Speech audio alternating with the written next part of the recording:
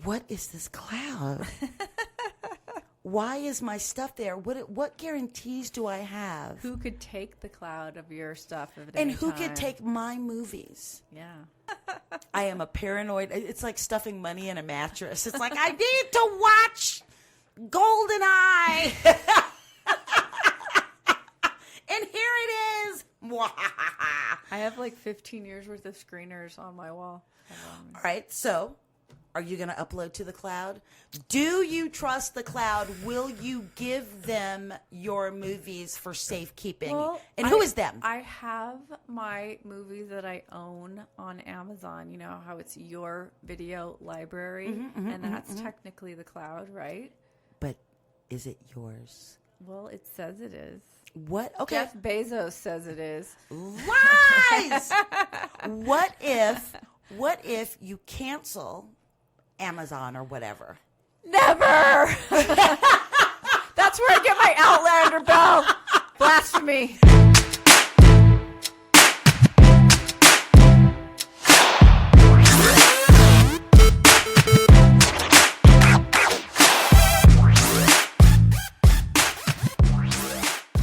Last week was especially crazy for me. As you know, I was at AFM in Santa Monica. Otherwise known as the American Film Market. You went away for 5 days, right? And it just Shit blew up. I can't even believe what happened every single day. And the movies we have to talk about. Well, you know, and it's like the news cycle. So let's say 10 years ago, right?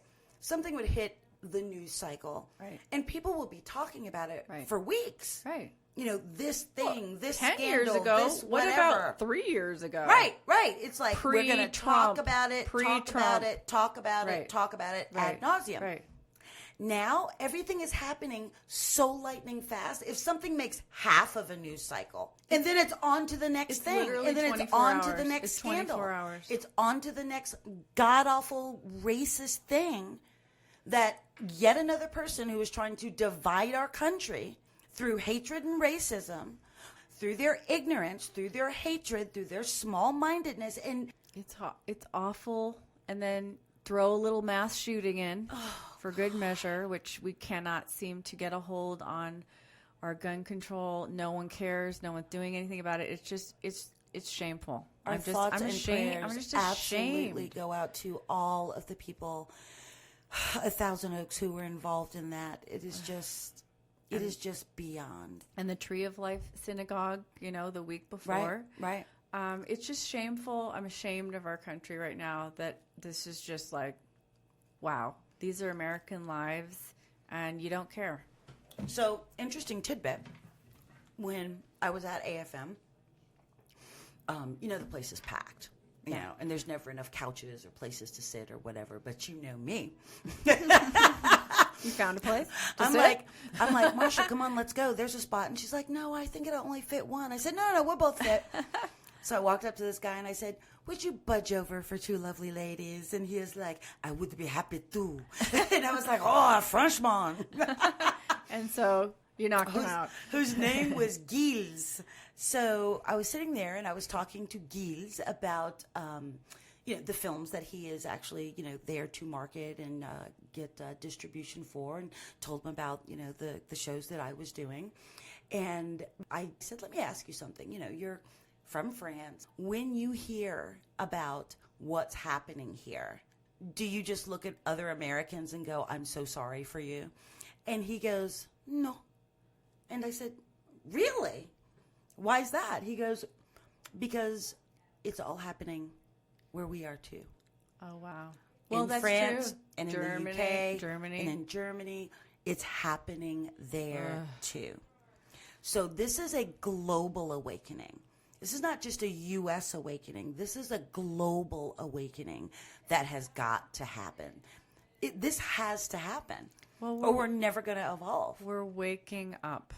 There were so many amazing things that happened in our election, and we have to really take the incredible victories. I always and truly believe that the House of Representatives is the representation of the people and the district. It is certainly a much more accurate representation than the Senate. And when you look at it right now, it's starting to represent us. And Yes. that's exciting. 118 women? Yeah.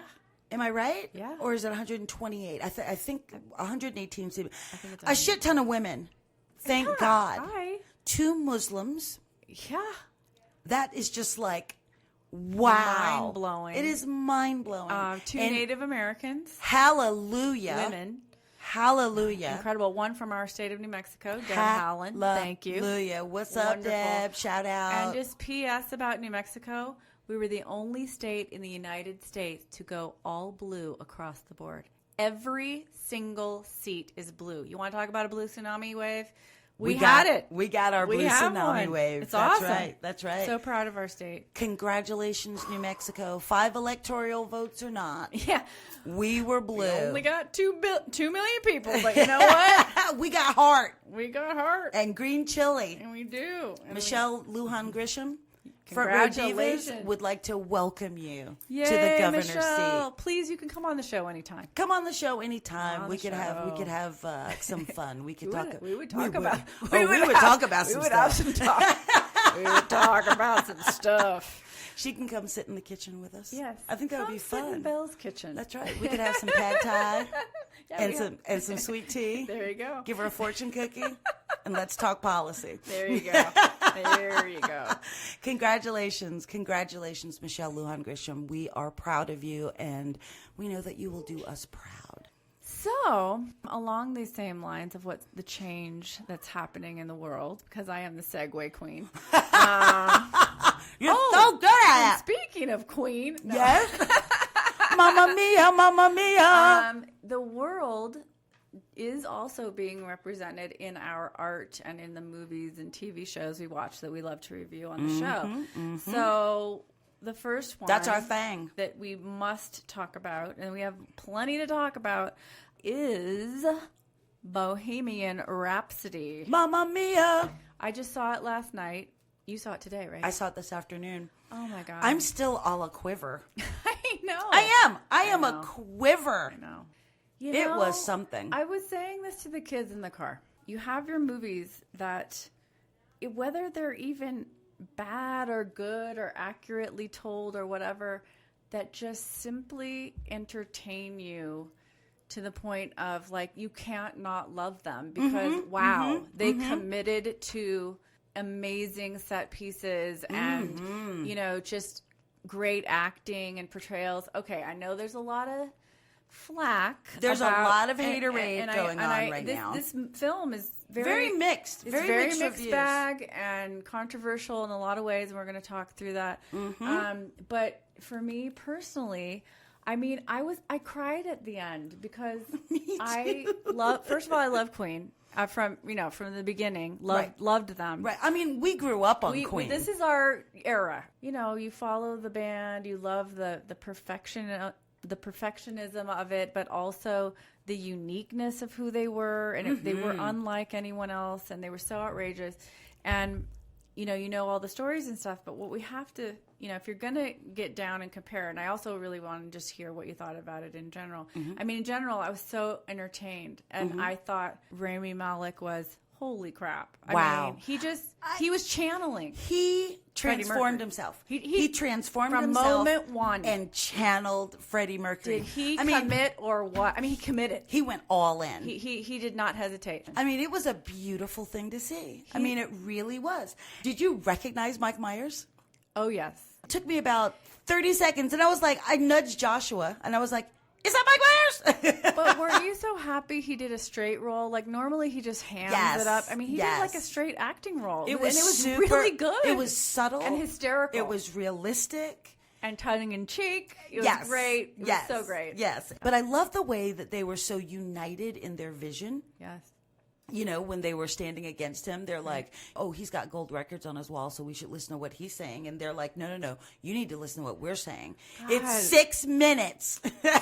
From a confidence level, yeah. When you look at the band, my God, can you imagine as an artist, and it's taken me a long time to understand this as a filmmaker, writer, producer, when you go into pitch, it's taken years for me to have the confidence of it's the story I'm trying to pitch or whatever, to be in the room with bigwig people but their confidence was like, holy shit. I mean, really, like, you haven't even done that much yet. Yeah, you're not even have the guts to say, we're going to do an opera. It's like, and you're going to like it and you're going to play it. What?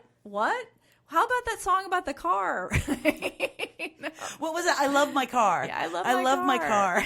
No one's going to headbang to an opera in their car. Really? Queen personified an age for me. Yes. You know, it meant a lot to me. I knew all of their songs. They touched me. I mean, they touched me just like the Eagles touched me. You know, just like Michael Jackson touched me. Just like Shaka Khan and Earth, Wind, and Fire, you know, touched me. That was my age. Casey and the Sunshine Band. Best concert I ever saw in my life. And I've been to a lot of concerts. Me too, and that's why I have hard of hearing. What? But anyway, back to this movie. It's the thing is if you want to scrutinize the story, okay, as filmmaker, let's just talk about it with that. And I don't know if you feel the same way, but you know, the story of Freddie Mercury, especially, you know, it's a dark story, and the story could have gone a much darker, more realism path. But I felt like this was a film about the music. It was about the rise of the music of Queen, and the personal stories were light, for family friendly. Like, I mean, I brought my kids to this. I brought my 12 and 16-year-old to this. I was a little nervous because I was like, are they going to have, you know, graphic sex scenes or whatever, and drug use and whatever. And that didn't matter if it would be gay sex scenes or straight sex scenes. No. Just because this is a rock and roll movie. Right. Partying and crazy shit. Right. So, but I had heard through a friend that took his 10-year-old to it. I'm like, well, and it was someone that I trusted. And I'm like, okay, so we know my kids love Queen. So we went. Oh, my God. And it was so, like, what can I say?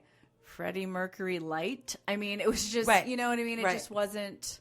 They didn't get into it. They really didn't get it. They touched upon things, but they didn't go deep, you know? So you got the opportunity to see what touched the band, what affected the band. Like you're saying, it could have been much deeper. Oh, yeah. You know, they gave you those during one musical number they gave you where he was like walking through like an S&M club, et cetera, et cetera.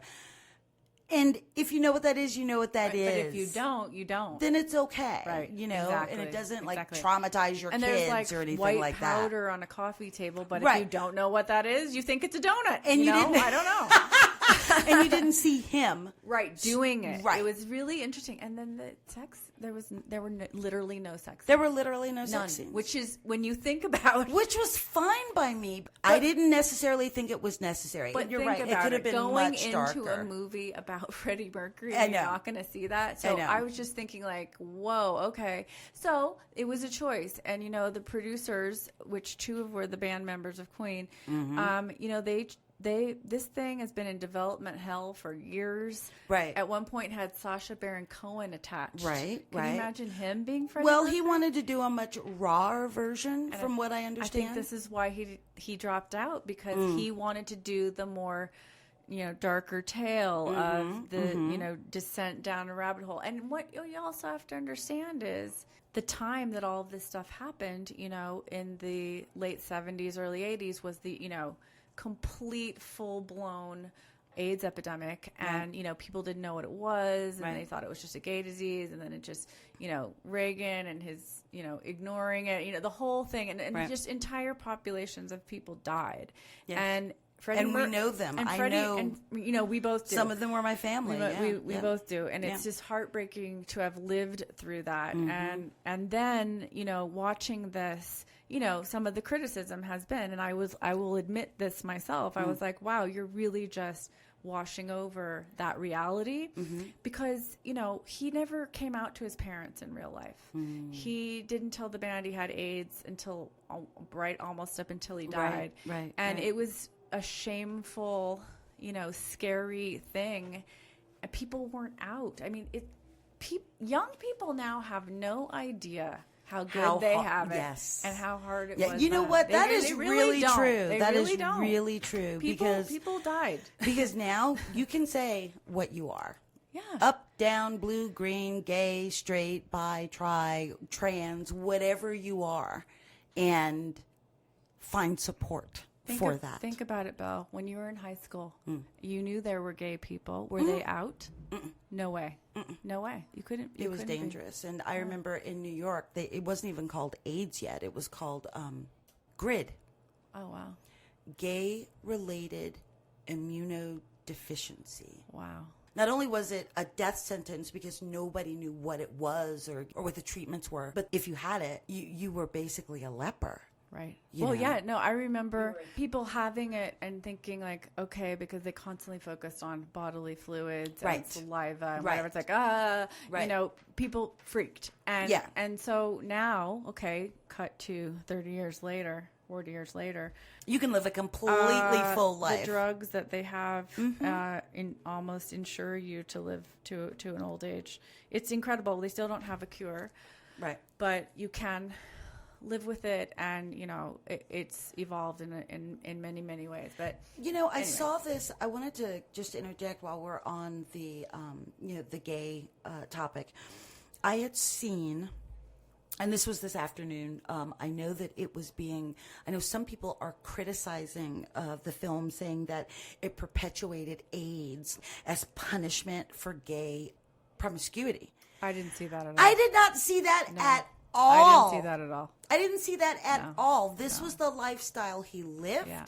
And this is what happened to him as a consequence of the lifestyle that he lived. I didn't see any persecution because he was gay. I didn't see where they were trying to, put out some sort of a cautionary tale. No. He lived this lifestyle. He lived his life at full throttle. And hello, they didn't even show it full throttle. No, you know what I mean? So how would you even think that? Right. There were some people who were up in arms about that, and I was thinking to myself, I was like, I'm not seeing that. What I'm seeing is what happened to a man based on the choices that he made. And the times. I mean, this is the hero's journey. And what was this going is the on journey. And what was going on and what was going on at the time. Well, and then you have to also look at, to me, what they showed was, what I saw was, okay, he said he was bi. Right. He thought he was bi, and then Mary, his longtime girlfriend and confidant, said, I think you're gay. You know? And so but I think that's what people were going through then. You know what I mean? It wasn't like now where you just, I know what I am or whatever. Right.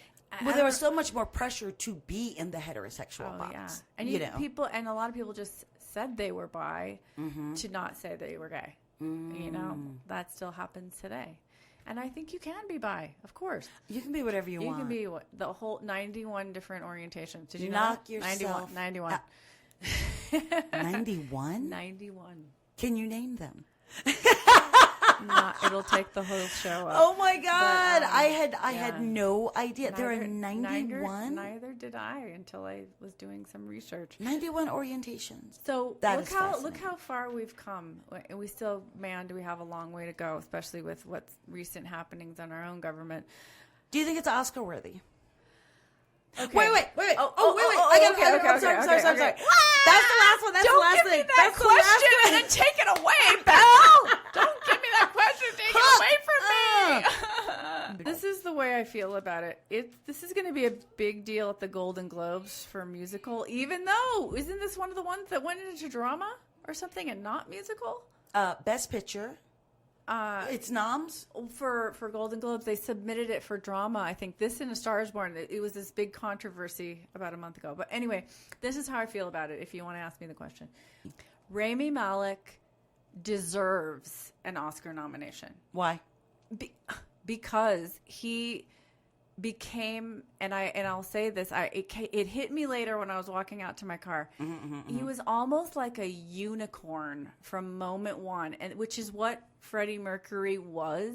He was a rare beast on our planet that had God-given incredible gifts. I mean, think about it. Here is really an openly gay guy who's the front man, right, for this band named Queen. That is like the best rock and roll ever. That is the best rock and roll band ever. And here's Freddie.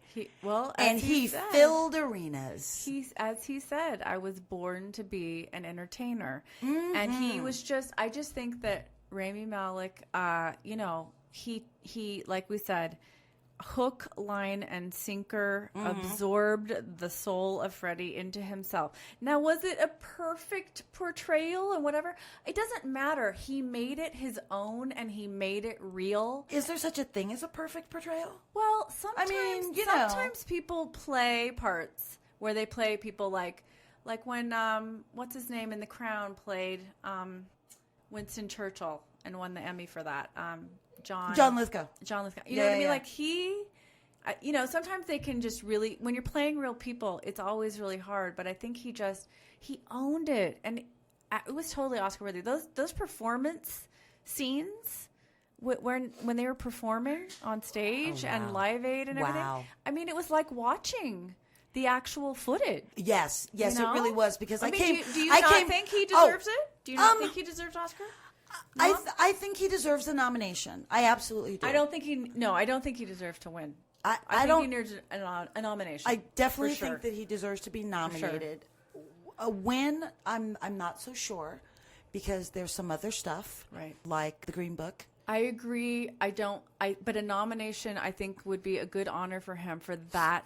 That was a hell of a lot of work, man. He went hard. That was a hell of a lot of work. He went ham. He did. Really did. And he transformed himself. How did he even talk with those teeth? Can we just say that, adorable. The guy is not British, okay? Right. His accent was flawless. Right. And I have an axe to grind for people who cannot do perfect accents. It drives me crazy. His was amazing. When it goes in and out. And His was amazing. It was flawless. Yeah. Flawless. It's true. It's true. His was amazing. You know what I mean? And the teeth and everything. The teeth. How did he talk I don't know. with those teeth in his mouth? That's what I want to know. And so let's point this out too. Can we talk about the credits with the live footage? Bawling. I was weeping. I felt, you know what else I loved? I loved how they didn't just show us like him doing 30 seconds of a song at Live Aid and in the movie. They pulled me into Live Aid and allowed me to experience Live Aid, right? I remember Live Aid. Live Aid. We're the MTV generation. I know, right? Totally remember Live Aid. Just felt so pulled in because we didn't just see a few seconds of one song and then, his arm go up and freeze frame. We went through, maybe 6 minutes? It was long. It was long. It was great. It was long and it was amazing. And I felt the wave, I felt the wave. Remember that one scene where they did the aerial and the wave was coming across Wembley Stadium? Can you imagine shooting that? Holy shit. My God. That was amazing. That was amazing. I love that. And I did not know the story of Mary. I mean, I don't get into rock stars' lives. I mean, it's just not something that is ever interested me. I do. So I never knew anything. Oh, you all up in their business. I love that stuff.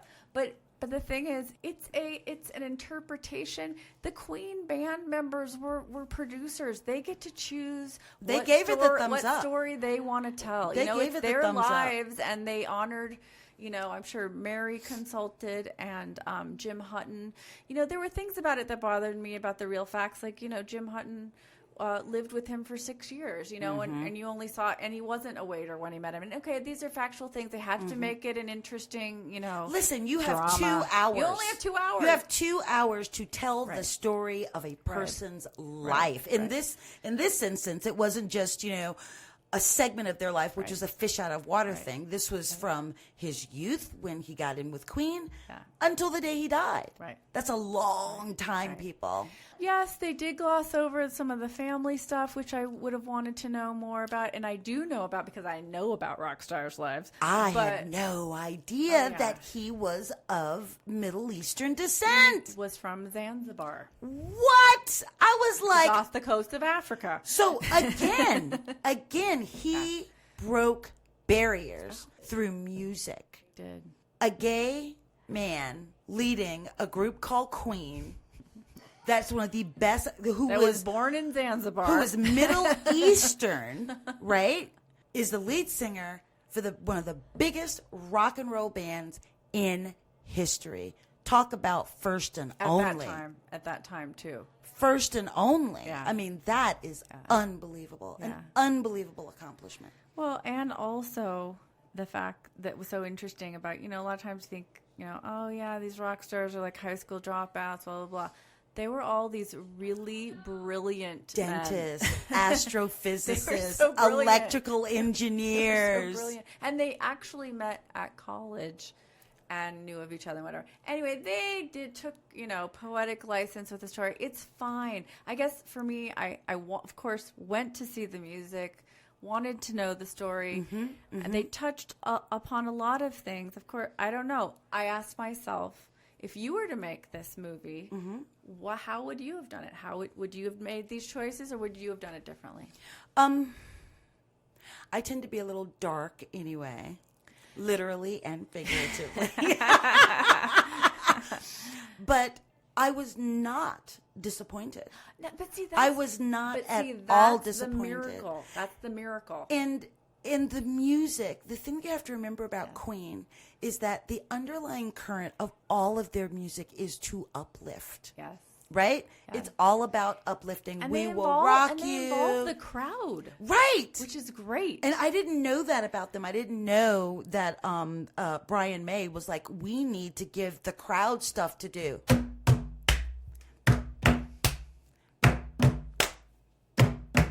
Who knew? I know. It was great. No, and learning about all that behind the scenes stuff, behind the songs, was just fantastic. If I were to make it, I too would have made, I think, a darker Freddie Mercury biopic that featured music, but was more about his life. And this featured the music. And this was about them. Right. This was more about, the them. band. It was about the band. More about the band. Yeah. I mean, Freddie, of course, was the primary front story, man. but I did learn a lot about the band. No, I had no idea about. But everybody, seriously, it is so highly enjoyable. Oh. I mean, it is just... Oh, it's so good. It's delightful. It is so good. It really, really is. I enjoyed every minute of it. And it had a runtime of 2 hours and 15 minutes. And it did not feel like it. It felt like an hour and a half. I could have watched more. Yes. I could have watched more. And and were you singing in the theater? Oh my God. A day. I was singing. Do you know that the last few movies I've seen in theater, Black Klansman being one of them, and what was the other one I saw? Anyway, this was yet the third film I've seen in the theater where the entire audience clapped at the end. Right. Like burst into applause because it was like, this was amazing what they just pulled off, It was so good. It was brilliant. Highly, highly recommend it. I mean, And it is for all ages. And it really is. I feel like I think everybody can see this. Is completely comfortable in every way. I mean, I took like I said, my youngest, I took a 12-year-old. Right. Unfazed. Right. I loved the music, loved the story. And, my kids were raised in a really open way that, two men kissing is no big deal. It's not a big deal. So, again, how far we've come compared to how we grew up in high school, which was very, very different.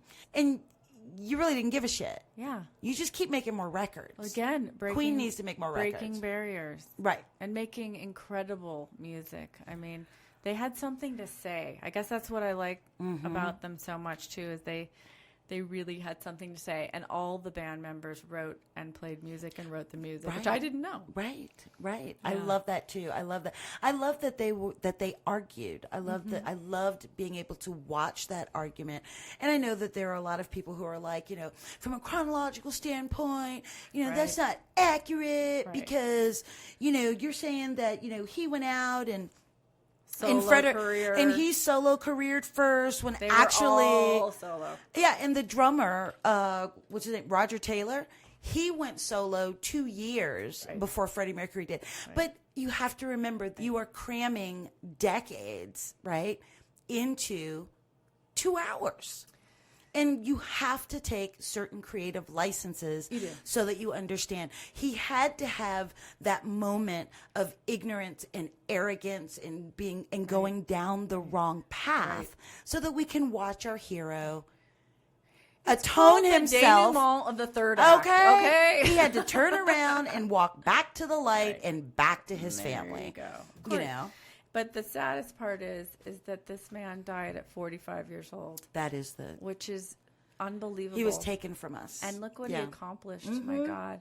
But it really is. Most of us, gay, straight, up, down, blue, black, pink, white, we should be so lucky to accomplish what he has accomplished. He had such gifts. He had such gifts. And he was he seemed to be a caring and loving person. It was about the band was his family. I just, want to say they made a choice to make a family film about the music instead of what it could have been. And it's fine. That was their choice. That was the band. They were producers. I didn't feel cheated at all. Do you know what I'm saying? I did not feel cheated at all. I think that's... The music wrapped around me. Yeah. I think that's what I love about it the most is that, you can see... I've seen so many bad movies, and I know you have too, where you just want to walk out. You're like, this is crap. Like Pirates of the Caribbean 3. Oh, my God. The worst movie I've ever seen. Valerian. Okay.